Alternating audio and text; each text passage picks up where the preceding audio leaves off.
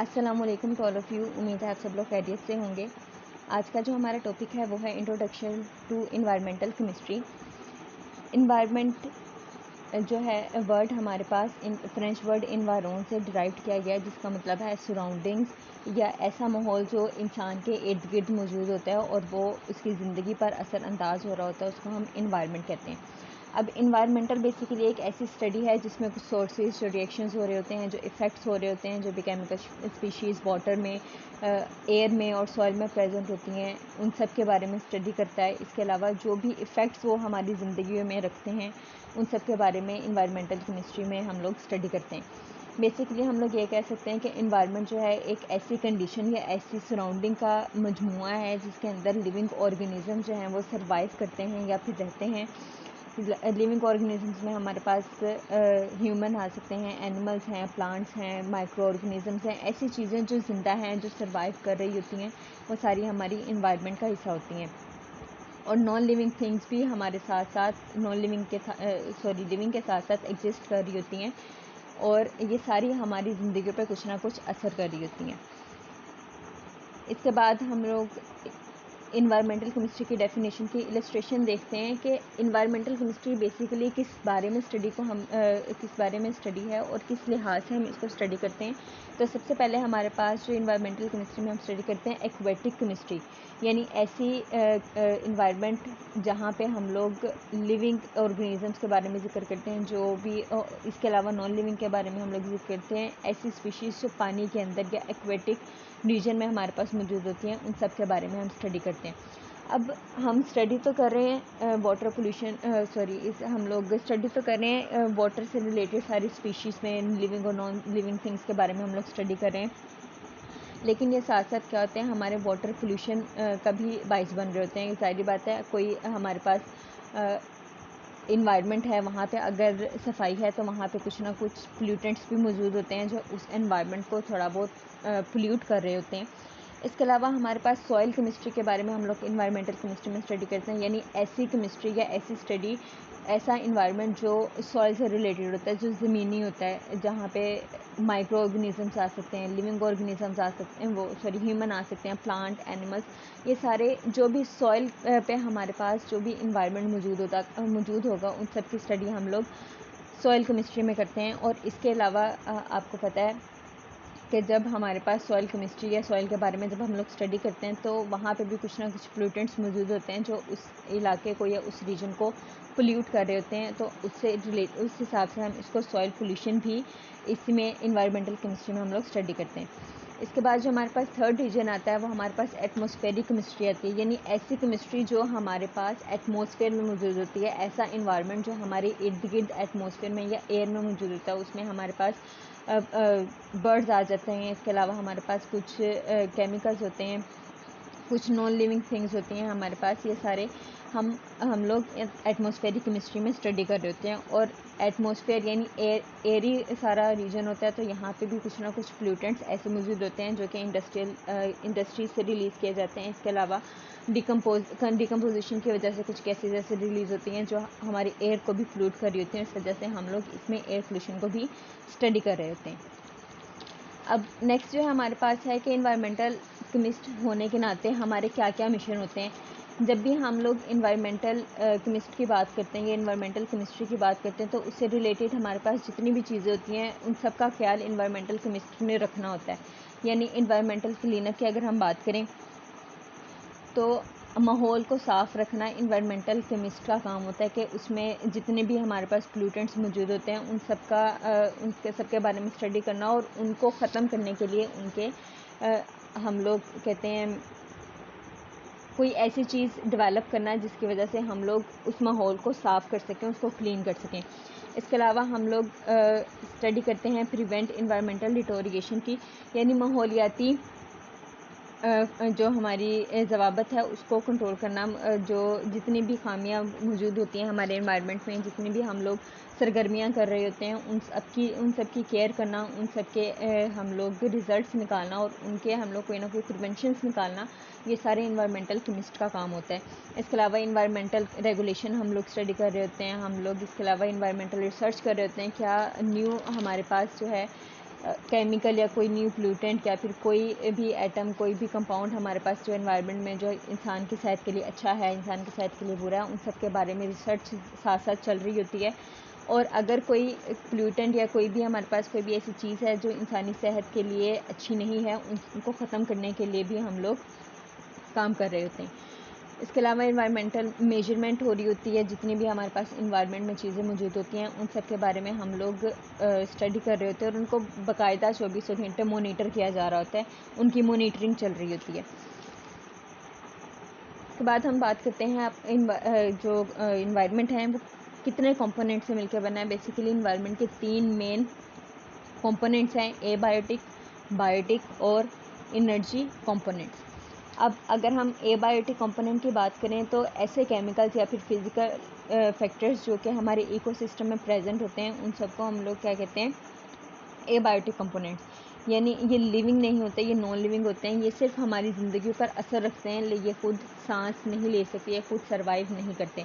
इसमें हमारे पास हाइट आ जाती है, ह्यूमिडिटी है, टेम्परेचर है, एक्सेट्रा। ये सब हमारे एबायोटिक कंपोनेंट्स हैं जो कि हमारे इन्वायरमेंट का हिस्सा हैं। इसके बाद हम बायोटिक कंपोनेंट की बात करते हैं तो लिविंग ऑर्गेनिजम्स जो हमारे इकोसिस्टम में प्रेजेंट होंगे उनको हम कहेंगे बायोटिक। यानी ऐसे कंपोनेंट्स या ऐसे ऑर्गेनिजम्स जो कि सांस लेते हैं, जो कि सर्वाइव रहते हैं हमारे इन्वायरमेंट के अंदर, उन सबको क्या कहा जाता है, बायोटिक कंपोनेंट्स। इनमें हमारे पास human, animals, micro organisms, parasites, decomposers, plants वगैरह, ये सब हमारे बायोटिक कंपोनेंट्स हैं। अब एनर्जी कंपोनेंट ऐसे कंपोनेंट्स जिनकी वजह से हमें रोशनी मिल रही है, जिनकी वजह से हमें एनर्जी प्रोवाइड की जा रही है, वो सब हमारे इन्वायरमेंट का हिस्सा हैं और वो क्या कहलाते हैं, एनर्जी कंपोनेंट कहलाते हैं। इसमें हमारे पास सोलर एनर्जी, जो chemical energy, thermo electric energy और न्यूक्लियर एनर्जी आ जाते हैं। इसके बाद हम बात करते हैं टाइप्स ऑफ इन्वायरमेंट की। तो अगर हम टाइप्स ऑफ इन्वायरमेंट की बात करें तो हमारे पास 2 तरह के इन्वायरमेंट होते हैं, एक मैन मेड इन्वायरमेंट और एक नेचुरल इन्वायरमेंट।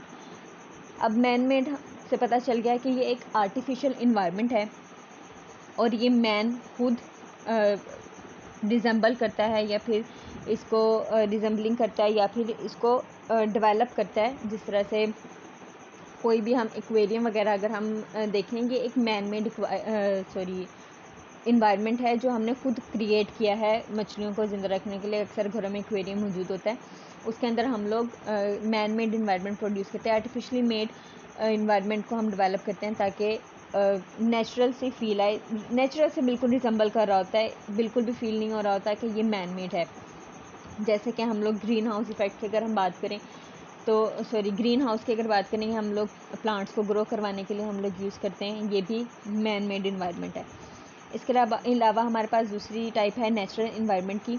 यानी ऐसा इन्वायरमेंट जो नेचुरल हो, बिल्कुल बायोटिक और एबायोटिक फैक्टर्स या कंपोनेंट्स हमारे पास मौजूद हों।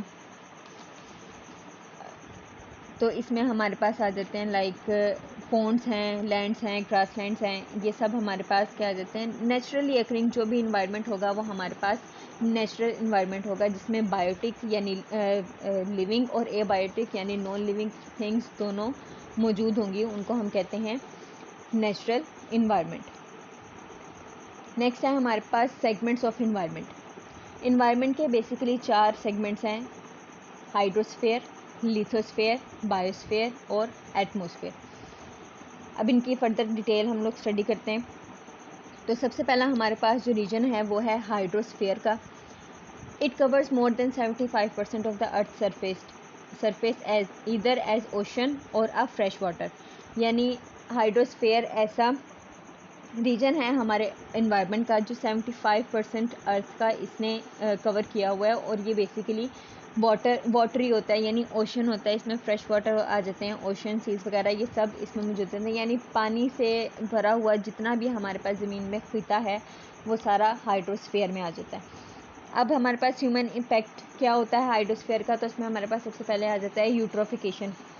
2 तरह की यूट्रोफिकेशन होती है, एक है यूट्रोफिक होते हैं और एक है ओलिगोट्रोपिक होते हैं। अब ओलिगोट्रोपिक जो होते हैं यूट्रोफिक जो होते हैं वो क्या करते हैं, 75 to 250 ग्राम्स कार्बन पर स्क्वायर मीटर जो है वो रिलीज़ कर रहे होते हैं पर ईयर की हम बात करें ये। और अगर कल्चरल की बात करें तो ये 75 to 750 ग्राम्स जो हैं वो कार्बन पर स्क्वायर मीटर पर ईयर जो है वो रिलीज़ कर रहे होते हैं इन्वायरमेंट में। इसके अलावा जो हमारे पास दूसरा इम्पैक्ट आता है हमारी ज़िंदगी पे, ह्यूमन लाइफ पे, वो है एसिड रेन का। ये किस वजह से होती है? ये सल्फ़र के ऑक्साइड्स और नाइट्रोजन के ऑक्साइड्स की वजह से एसिड रेन होती है। जब इनके ऑक्साइड्स इंडस्ट्री से रिलीज़ किए जाते हैं तो क्या होता है, ये एटमॉस्फेयर में जाते हैं, एटमॉस्फेयर में जाके वाटर वेपर्स के साथ रिएक्ट करते हैं और तेज़ाबी बारिश प्रोड्यूस करते हैं, जिसकी वजह से हमारे ज़मीन पे जितने भी प्लांट्स होते हैं वो गलना सड़ना स्टार्ट हो जाते हैं और जो हमारे पास मार्बल की जितनी भी बिल्डिंग्स होती हैं उन सबको ख़राब करना स्टार्ट कर देता है। इसके बाद हमारे पास आता है लिथोस्फीयर। लिथोस्फीयर बेसिकली हमारा जो रॉक कंसिस्टिंग होता है या फिर माउंटेन कंसिस्टिंग नॉर्दर्न एरिया जहाँ पे प्लांट्स वगैरह माउंटेन्स वगैरह ज़्यादा मौजूद होते हैं, वो सारा हमारा लिथोस्फीयर होता है। यानी ये अर्थ क्रस्ट का ऐसा हिस्सा है जहाँ पे मेंटल ऑफ रॉक्स कंसिस्ट कर रही होती हैं, उनको हम कहते हैं लिथोस्फीयर। अब लिथोस्फीयर के बेसिकली 3 मेन लेयर्स होते हैं, एक होती है क्रस्ट, एक होती है मेंटल और एक होती है कोर। थर्ड हमारे पास जो सेगमेंट है वो है हमारे पास एटमॉस्फेयर। एटमॉस्फेयर में हमारे पास एयर आती है। एयर से सराउंड किया हुआ या एयर इन्वेलप हमारी अर्थ के इर्द गिर्द मौजूद जो भी एयर इन्वेलप है वो हमारा एटमॉस्फेयर है। ये राउंड अबाउट 1600 किलोमीटर तक जो है वो हाइट में एक्सटेंड किए हुआ है अर्थ सरफेस की। और इसमें हमारे पास जितने भी लाइफ सेविंग गैसेस होती हैं ना, लाइक ऑक्सीजन है, कार्बन डाइऑक्साइड है। ह्यूमन और एनिमल्स के लिए ऑक्सीजन की ज़रूरत होती है और प्लांट्स के लिए कार्बन डाइऑक्साइड की ज़रूरत होती है। यानी लाइफ सेविंग गैस इस रीजन में प्रेजेंट होती है, जिसकी वजह से ह्यूमन लाइफ या फिर कोई भी लिविंग लाइफ जो है यहाँ पे सरवाइव कर सकती है ईजीली। फोर्थ हमारे पास सेगमेंट है वो है बायोस्फीयर का। This segment of environment consist of atmosphere, lithosphere and hydrosphere. Biosphere एक ऐसा रीजन है जो कि मिक्सचर है एटमॉस्फेयर का, लिथोस्फीयर का और हाइड्रोस्फीयर का। ये क्या करता है, ये बेसिकली प्रोवाइड करता है बायोस्फीयर एबायोटिक और बायोटिक दोनों फैक्टर्स को अर्थ में मेंटेन रखने के लिए बायोस्फीयर काम कर रहा होता है। ये सपोर्ट करता है जितनी भी हमारे पास लाइफ सिस्टम मौजूद हैं, चाहे वो बायोटिक है जितने या फिर एबायोटिक है, उनको सपोर्ट करने के लिए बायोस्फीयर काम कर रहा होता है। इसके अलावा हम बात करते हैं पोल्यूशन। अब जाहिर बात है इन्वायरमेंट है, इन्वायरमेंट के बारे में हम स्टडी करते हैं तो इन्वायरमेंट में सबसे मेन बात जो नोटिस में आती है वो आती है पोल्यूशन। वो किसी भी तरह की पोल्यूशन हो सकती है, वो वाटर हो सकती है, वो लैंड हो सकती है, वो एयर हो सकती है, लाइट पोल्यूशन हो सकती है। हर तरह की पोल्यूशन के बारे में इन्वायरमेंटल केमिस्ट जो है वो स्टडी कर रहा होता है। अब सबसे पहले हम बात करते हैं वाटर पोल्यूशन की। वाटर पोल्यूशन कैसे होती है? किसी भी हार्मफुल सब्सटेंस का या फिर केमिकल का या कोई भी ऐसा माइक्रो ऑर्गेनिज्म जो कि वाटर को या फिर वाटरी रीजन को कंटेमिनेट कर देता है, उसको हम लोग वाटर पोल्यूशन का नाम दे देते हैं। अब वो कोई भी आ गया माइक्रो ऑर्गेनिज्म, कोई भी केमिकल शामिल हो गया वाटरी रीजन में, उसने क्या किया, आहिस्ता आहिस्ता जितनी भी लाइफ उस वाटर में मौजूद है, जितनी भी बॉडीज़ उसके अंदर मौजूद हैं, उन सबको टॉक्सिक करना स्टार्ट कर दिया। टॉक्सिक करना स्टार्ट करेगा तो क्या होगा, जितनी भी बॉडीज़ होंगी वो डेड होना स्टार्ट हो जाएंगी। जब वही वाटर जो है वो फसलों में या फिर किसी भी ऐसे रीजन में जहाँ पे ह्यूमन इंटैक्ट भी होता है, उधर जब उनको उस पानी को प्रोवाइड किया जाएगा तो क्या होगा, इनडायरेक्टली ह्यूमन हेल्थ के लिए भी वो बेनिफिशियल नहीं होगा, वो उधर भी हार्मफुल ही रहेगा, उधर भी हार्म पहुँचाएगा। इस वजह से ऐसी बॉडीज़ को ज़्यादातर ये बॉडीज़ कहाँ रिलीज़ की जाती हैं, यानी इंडस्ट्री का जितना भी वेस्ट होता है वो सारा पानी में फेंक दिया जाता है, सारा पानी में बहा दिया जाता है। जितने भी रिवर, पॉन्ड्स, लेक्स वगैरह होते हैं वहाँ पे बहा दिया जाता है, जिसकी वजह से सारी बॉडीज़ जो भी वाटर बॉडीज़ प्रेजेंट होती हैं वो डेड होना स्टार्ट हो जाती हैं। और डेड आहिस्ता आहिस्ता क्या होता है, जब वो डेड होंगी तो जाहिर बात है उनमें से भी कोई टॉक्सिक मटीरियल्स रिलीज़ किए जाते हैं, जिसकी वजह से जब वो बाद में फसलों में या कोई भी ऐसी रीजन में जब सप्लाई किया जाता है तो वो ह्यूमन हेल्थ के लिए भी नुकसान देता है। अब वाटर पोल्यूशन कैसे कोज होती है? सबसे पहला जो है वो है एग्रीकल्चरल ऑपरेशन। जितना भी हम लोग कर रहे होते हैं, जितना भी मतलब उसमें हम लोग केमिकल्स यूज़ कर रहे होते हैं, इंडस्ट्रियली मेड नेचुरल अगर हम फर्टिलाइज़र्स वगैरह यूज़ करें उनका इतना नुकसान नहीं होता जितना हम आर्टिफिशली मेड जो पेस्टिसाइड्स वगैरह हम लोग यूज़ कर रहे होते हैं उनका ज़्यादा नुकसान हो रहा होता है। इसके अलावा जितने भी नॉन पॉइंट सोर्स होते हैं उनकी वजह से पोल्यूशन आ रही होती है पानी के अंदर। इसके अलावा इंडस्ट्रियल एक्टिविटीज़ हो रही होती हैं। इंडस्ट्री ज़्यादातर उन्हीं इलाकों में लगाई जाती है जहाँ पे पानी वगैरह का सिस्टम होता है या फिर कोई छोटा मोटा लेक, कोई रिवर वगैरह मौजूद होता है, उसी जगह पे इंडस्ट्रियल एक्टिविटीज़ हो रही होती हैं ताकि उनका वेस्ट जो है वो पानी में बहा दिया जाए और वही वेस्ट जाके वाटर बॉडीज़ को डेड कर रहा होता है, पानी को टॉक्सिक कर रहा होता है। इसके अलावा कोई अंडरग्राउंड पाइपिंग है, वहाँ से लीकेज हो रही है, कोई भी अगर डेंजरस गैस या कोई भी डेंजरस मटेरियल जो इंसानी हेल्थ के लिए या किसी भी वाटर बॉडी की हेल्थ के लिए अच्छा नहीं है, वो जब पानी के साथ कांटेक्ट करता है तो पानी को कंटामिनेट कर देता है और वाटर पोल्यूशन क्रिएट होती है। इसके अलावा व्हीकल इमिशन हो रही होती है, लैंडफिल लीकेज हो रहे होते हैं, कुछ हैज़र्डियस वेस्ट होते हैं जो कि पानी में शामिल कर दिए जाते हैं जिसकी वजह से वाटर जो है वो पोल्यूट हो जाता है। इसके अलावा अगर हम इफ़ेक्ट्स की बात करें तो इसकी ज़िंदगी में, हमारी ज़िंदगी में क्या असर हो रहा होता है, तो सबसे पहले जो हमारी डाइवर्सिटी है, बायोडाइवर्सिटी, उसको बहुत ज़्यादा नुकसान पहुंच रहा होता है, वो सारी डिस्ट्रॉय हो रही होती है। इसके अलावा जो फूड चेन डिजीज़ होती हैं वो कंटामिनेट हो रही होती हैं। इसके अलावा फूड चेन कंटामिनेट होती है, डिजीज़ बहुत ज़्यादा प्रोड्यूस हो रही होती हैं। इसके अलावा लेक ऑफ पोर्टेबल वाटर यानी पीने लायक पानी जो है वो उसकी कमी हो जाती है। इसके अलावा जो इन्फेंट मोर्टेलिटी होती है, ये भी वाटर पोल्यूशन का बहुत बड़ा इम्पैक्ट है इंसानी ज़िंदगी में, जिसमें इन्फेंट मोर्टेलिटी प्रोड्यूस होती है। अब डिजीज़ क्या क्या कॉज हो रही हैं वाटर पोल्यूशन से, वो है blue baby syndrome, bone marrow disease, Minamata disease है और आर्सेनिक पॉइजनिंग। ये सारी हमारी वाटर पोल्यूशन की वजह से प्रोड्यूस हो रही होती हैं। इसके बाद हम बात करते हैं एयर पोल्यूशन की। एयर पोल्यूशन ऐसा इन्वायरमेंट जहाँ पे हमारे पास कोई भी टॉक्सिक पार्टिकल हमारे मिक्सचर में यानी एयर में मुख्तलिफ गैसेस के साथ ऐसे मटेरियल शामिल हो जाएं जहाँ पे जो हमारी सेहत के लिए अच्छी नहीं, क्योंकि ज़ाहिर बात है एयर एक ऐसी जगह है जहाँ पे लाइफ सेविंग गैसेस मौजूद होती हैं। लाइफ सेविंग गैसेस यानी हम लोग सांस के ज़रिए उनको अपने लंग्स के अंदर लेके जा रहे हैं, हमारे बॉडी का सारा सर्कल चल रहा होता है उनसे। तो जब उसमें कोई ऐसे सस्पेंडेड गैसेस या कोई ऐसे सॉलिड पार्टिकल्स मौजूद होंगे जो कि हमारी सेहत के लिए अच्छे नहीं होंगे, तो जब वो अंदर जाएंगे तो हमारी अपनी बॉडी को भी नुकसान पहुंचाएंगे। इसके अलावा जितने भी हमारे एयर में कुछ बर्ड्स वगैरह हैं या फिर जितने भी हमारे एनिमल्स वगैरह हैं, ज़ाहिर बात है वो भी उन्हीं गैसेस को यूज़ कर रहे होते हैं, तो उनके लिए भी वो सही नहीं होगा। अब ये किस तरह से कॉज हो रही है, तो सबसे पहले जो भी गैसेस हमारे पास एयर में मौजूद होती हैं, जो कि व्हीकल से, केमिकल्स जो फैक्ट्रीज़ में हम यूज़ कर रहे होते हैं उसके धुएँ से जितने भी केमिकल्स हमारे एयर में शामिल हो रहे होते हैं। इसके अलावा डस्ट है, पोलन्स हैं, मोल्ड स्पोर्स हैं, ये सारे क्या करते हैं, हवा के ज़रिए से फैलते चले जाते हैं और सारे इन्वायरमेंट को, एयर इन्वायरमेंट जितना भी हमारा होता है उन सबको पोल्यूट कर रहे होते हैं। अब इफ़ेक्ट्स क्या होते हैं, लॉन्ग टर्म हेल्थ इफ़ेक्ट हो रहे होते हैं, इसके अलावा शॉर्ट टर्म भी अलग हो रहे होते हैं। अब लॉन्ग टर्म इफ़ेक्ट्स में क्या होता है, ये हमारी हेल्थ को इतना ज़्यादा ख़राब कर देता है, इसमें हमारे लंग्स ख़राब हो जाते हैं, हमारे किडनीज, हमारा रिस्पिरेटरी ट्रैक्स जो होता है वो सारा डिस्ट्रॉय हो जाता है, इतना ख़राब हो जाता है कि सांस लेने में अस्थमा की प्रॉब्लम काफ़ी ज़्यादा हो जाती है।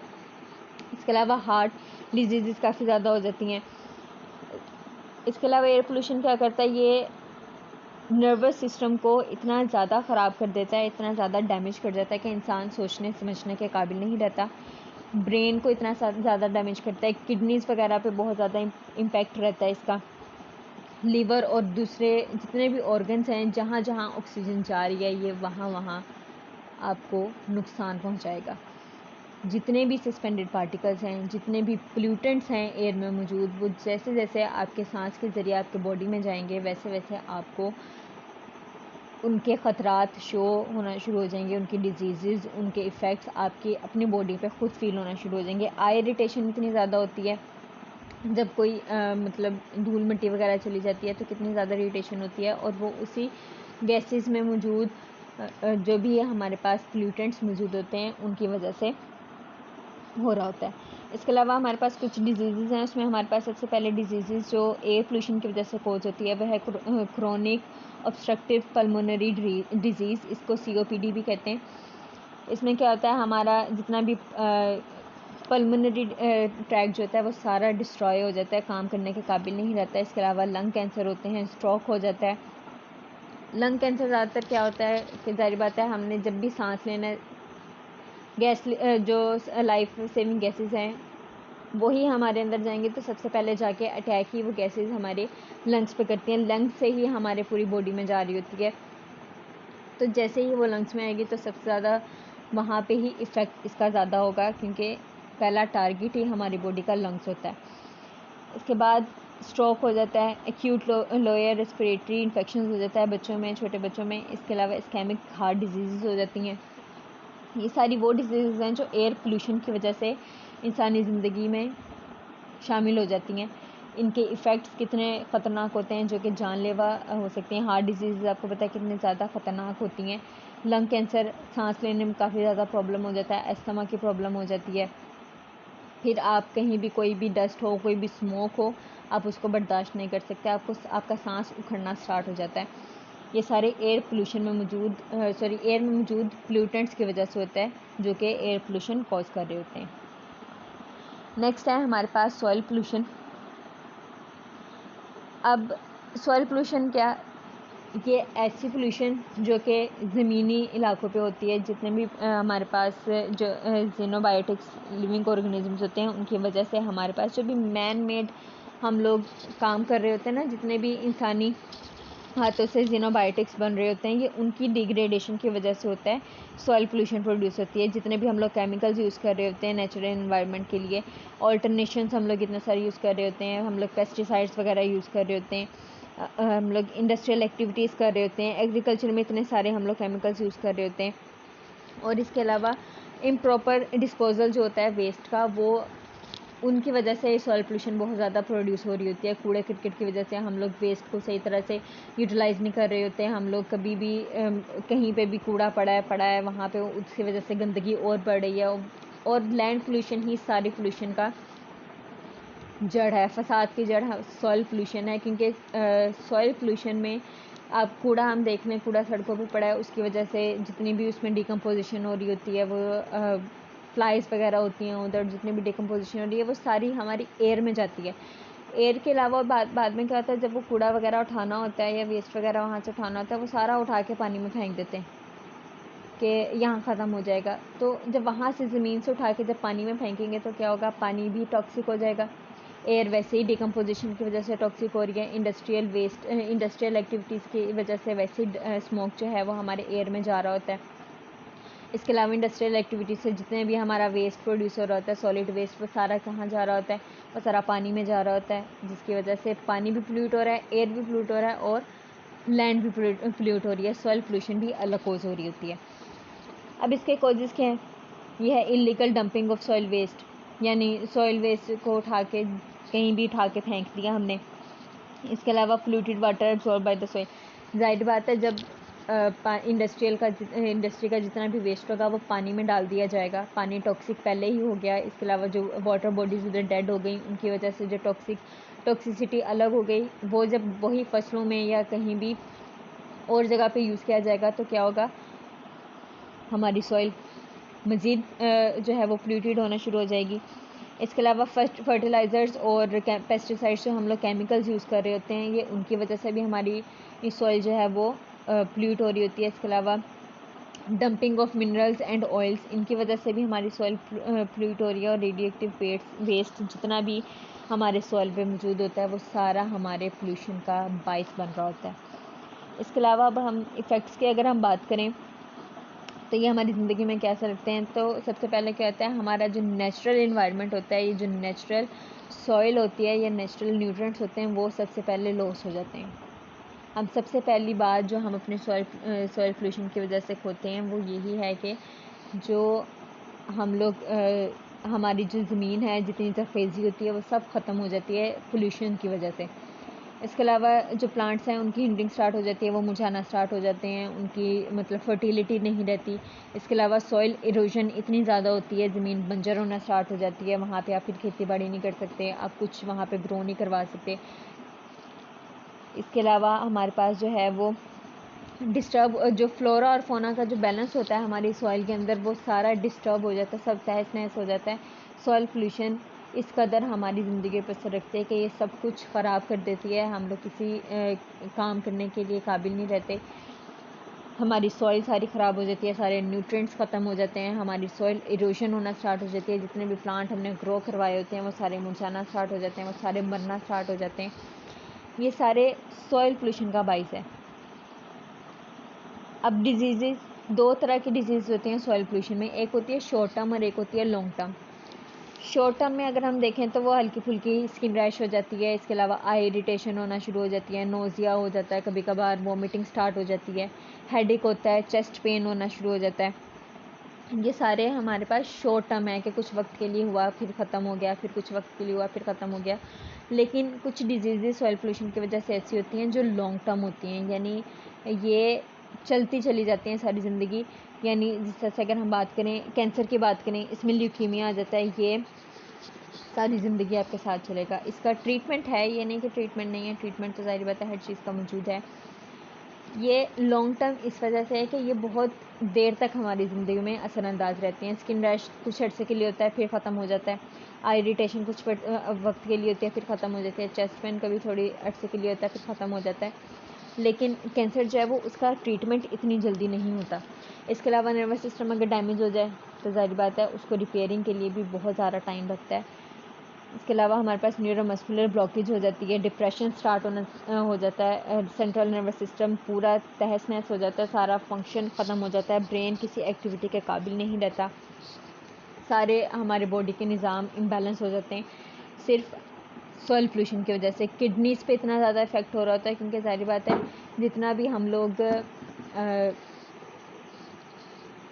फसलें वगैरह हम लोग करते हैं, हम वहाँ से ज़ाहिर बात है अपनी खुराक हासिल करते हैं, वो इनडायरेक्टली वो पोल्यूटेंट्स हमारे अंदर भी शामिल हो रहे हैं और हम फिर जाते हैं, हमारी सारा भी डाइजेशन का जो प्रोसेस होता है वो लीवर और हमारे किडनी से रिलेटेड होता है। तो जब वो पोल्यूटेंट्स हमारे किडनी और हमारे लीवर में जाएंगे तो क्या होगा, हमारे किडनी और हमारे लीवर को भी ख़राब करेंगे, डिस्ट्रॉय करेंगे, और ये ऐसी डिजीज़ हैं जिनका बहुत जल्दी इलाज होना मुमकिन नहीं है, इनको बहुत टाइम लगता है इनको प्रॉपर्ली क्योर होने में। इसके बाद अब हम अपने पोल्यूटेंट्स की बात करते हैं। पोल्यूशन की तो हमने बात की है, पोल्यूटेंट्स कितनी तरह के होते हैं, किस किस तरह से हमारी ज़िंदगी में असरअंदाज रहते हैं, किस तरह से हमारे इन्वायरमेंट में शामिल होते हैं। तो पोल्यूटेंट्स को 3 तरह से डिवाइड किया गया है, यानी on the basis of their existence in nature, on the basis of form they persist, on the basis of disposal. यानी पहली फॉर्म ऐसी पोल्यूटेंट्स की जो कि वो नेचुरली किस तरह से एग्जिस्ट करते रहे हैं। दूसरी बात जो पोल्यूटेंट्स की आती है वो उनकी कौन सी फॉर्म है जिसमें वो हमारी ज़िंदगियों में रह रहे होते हैं, और तीसरी वो कि उनके डिस्पोजल किस वजह से हो रहे होते हैं।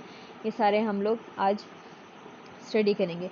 तो सबसे पहले हम बात करते हैं on the basis of existence in nature, यानी जो नेचुरली हमारे पास पोल्यूटेंट्स एग्जिस्ट कर रहे होते हैं, यानी अगर हम देखें उनकी शेप वगैरह, उनकी सारे खास वगैरह वो नेचुरली होता है, तो वो 2 तरह के होते हैं, एक क्वालिटेटिव और एक है क्वांटिटेटिव। अब क्वांटिटेटिव ऐसे पोल्यूटेंट्स जो हमारे इन्वायरमेंट में पहले से ही मौजूद हैं, यानी उनको हमने खुद शामिल नहीं किया अपने इन्वायरमेंट में, वो पहले से ही नेचुरली अकरिंग है। लाइक कार्बन डाइऑक्साइड की अगर हम बात करें, अगर ये बहुत ज़्यादा हद तक बढ़ जाए तो ये भी हमारी सेहत के लिए नुकसानदेह है। हमारे एयर में अगर काफ़ी ज़्यादा प्रोड्यूस हो जाए ये, तो ये ग्रीन हाउस इफेक्ट आपको पता है बाइस बनते हैं, जिसकी वजह से पोल्यूशन भी बढ़ती है, गर्मी भी बढ़ना स्टार्ट हो जाती है, अर्थ का टेम्परेचर जो है वो भी इंक्रीज़ करना स्टार्ट हो जाता है। तो ये कार्बन डाइऑक्साइड मैन मेड नहीं है, ये खुद प्रोड्यूस नहीं की गई, ये नेचुरली अकरिंग गैस है जो कि पहले से ही इन्वायरमेंट में मौजूद है। दूसरी अगर हम बात करें क्वालिटेटिव, तो इसमें ऐसे सब्सटेंस होते हैं जो नेचुरली एग्जिस्ट नहीं करते, लेकिन ये मैन मेड होते हैं, यानी मैन की वजह से या ह्यूमन की वजह से हमारे इन्वायरमेंट में शामिल हो गए हैं। नेचुरली तो अकरिंग इनका कोई मतलब चक्कर नहीं है कि ये नेचुरली पहले से मौजूद है। जिस तरह कार्बन डाइऑक्साइड की अगर हम बात करें तो ये नेचुरली अकरिंग हैं, लेकिन अगर हम क्वालिटेटिव की बात करें तो ये ऐसे सब्सटेंसेस होते हैं जो ह्यूमन एक्टिविटीज़ की वजह से हमारे इन्वायरमेंट में शामिल हो रहे होते हैं। इनमें हमारे पास इंसेक्टिसाइड्स आ जाते हैं, पेस्टिसाइड्स आ जाते हैं जो हम फसलों में यूज़ करते हैं ताकि पेस्ट वगैरह हमारी फसलों को ना लगे। ये केमिकल्स होते हैं जो कि हम लोग आर्टिफिशियली प्रिपेयर कर रहे होते हैं, तो ये मैन मेड हैं और ये ही हम अपने सॉइल को प्रोवाइड कर रहे होते हैं। इसके अलावा हमारे पास दूसरी आ जाती है on the basis of disposal.